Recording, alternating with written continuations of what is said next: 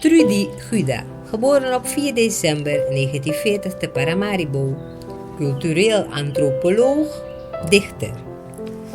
Gertrude Trudy Marie Guda studeerde in 1968 af als cultureel antropoloog aan de Universiteit van Utrecht met de doctoraalscriptie de transmigratie van bosnegers uit het Brokopondo-gebied in Suriname. Na haar afstuderen woonde ze afwisselend in Suriname en Nederland en raakte nauw verweven met het culturele leven in beide landen.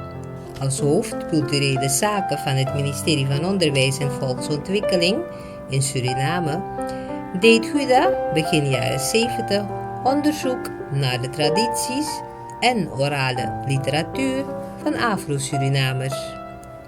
Ook nadat ze zich in 1981 op Curaçao had gevestigd, continueerde ze dit onderzoek.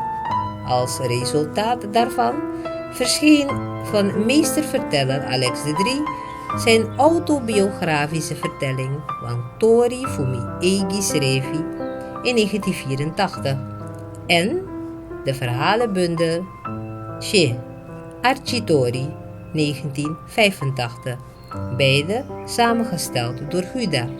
Over de Banja, een lied- en dansvorm, publiceerde ze de diepgravende studie 3 eeuwen Banja. De geschiedenis van een Surinaamse slavendans 2005.